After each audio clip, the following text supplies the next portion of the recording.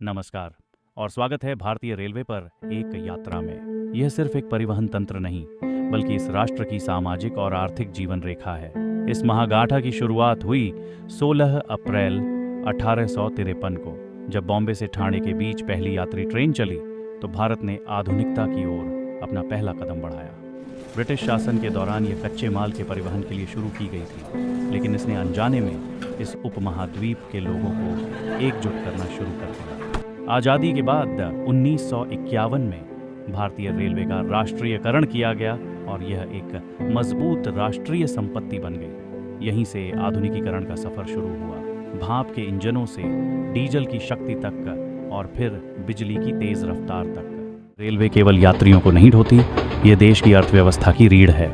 Railway अपनी अधिकांश कमाई माल ढुलाई फ्रेट से करती है।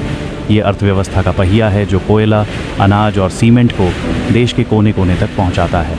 इस परिचालन को गति देने के लिए रेलवे ने डेडिकेटेड फ्रेट कॉरिडोर DFC का निर्माण किया है। ये अलग गलियारे मालगाड़ियों के लिए समर्पित हैं, जो उनकी गति को बढ़ाते हैं और यात्री लाइनों पर भीड़ कम करते हैं। इसके साथ ही किसान रेल जैसी पहलें किसानों के लिए जल्दी खराब होने वाली वस्तुओं के परिवहन में अमूल्य भूमिका निभा रही है। इस विशाल तंत्र को चलाने और आधुनिक बनाने के लिए हालिया बजट में रेलवे के लिए 2.5 लाख करोड़ रुपए से अधिक का रिकॉर्ड पूंजीगत व्यय आवंटित किया गया है। ये राष्ट्रीय सुरक्षा, विद्युतीकरण और ट्रैक नवीनीकरण में निवेश की जा रही है। आज भारतीय रेलवे की विशालता कल्पना से परे है। हमारा रेल नेटवर्क लगभग 68,000 किलोमीटर से अधिक की पटरियों पर फैला है, जिसमें 8,000 से अधिक रेलवे स्टेशन हैं। इसकी विशालता का अंदाज़ा इस बात से लगाइए, भारतीय रेलवे प्रतिदिन लगभग 2.3 से 2.5 करोड़ यात्रियों को उनके गंतव्य तक पहुंचाती है। यह संख्या ऑस्ट्रेलिया या न्यूजीलैंड जैसे पूरे देशों की आबादी से अधिक है। इस विशाल नेटवर्क की सबसे लंबी दूरी तय करने वाली ट्रेन है विवेक एक्सप्रेस।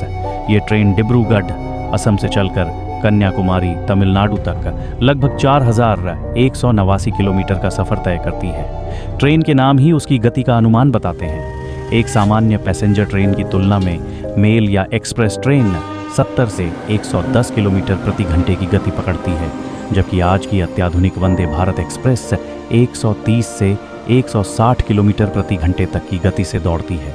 भारतीय रेलवे केवल सीधी पटरियां नहीं बिछाती, यह इंजीनियरिंग के चमत्कार रचती है। दार्जिलिंग, शिमला और नीलगिरी की टॉय ट्रेन्स, जो यूनेस्को विश्व धरोहर स्थल हैं, जटिल पर्वतीय ढलानों पर चलती हैं। कोंकण रेलवे अपनी गहरी सुरंगों और ऊंचे पुलों के साथ आधुनिक भारतीय इंजीनियरिंग की दूरदर्शिता का प्रमाण। इस यात्रा में हमने कुछ दर्दनाक सबक भी सीखे हैं। 1995 की फिरोजाबाद दुर्घटना और 1999 की गैसल दुर्घटना जैसी त्रासदियों ने सुरक्षा मानकों पर नए सिरे से ध्यान केंद्रित करने को मजबूर किया। हाल ही में 2023 की ओडिशा बालासोर रेल दुर्घटना ने एक बार फिर हमें याद दिलाया कि सुरक्षा ही हमारी सर्वोच्च प्राथमिकता होनी चाहिए। इन सबक के जवाब में रेलवे ने एक स्वदेशी सुरक्षा प्रणाली विकसित की है, जिसे कवच कहता है। यह एक टक्कर रोधी प्रणाली है जो GPS और रेडियो संचार का उपयोग करके यदि ड्राइवर चूक जाता है तो ट्रेन को स्वतः ही रोक देती है। कवच का तेजी से कार्यान्वयन आज भारतीय रेलवे की सबसे बड़ी प्रतिबद्धता है। भारतीय रेलवे केवल अपने इतिहास पर नहीं टिकती, ये भविष्य की ओर देख रही है। वंदे भारत एक्सप्रेस का व्यापक उत्पादन यात्री अनुभव को बदल रहा है। मुंबई अहमदाबाद बुलेट ट्रेन परियोजना हाई स्पीड रेल के क्षेत्र में एक नए युग की शुरुआत का प्रतीक है।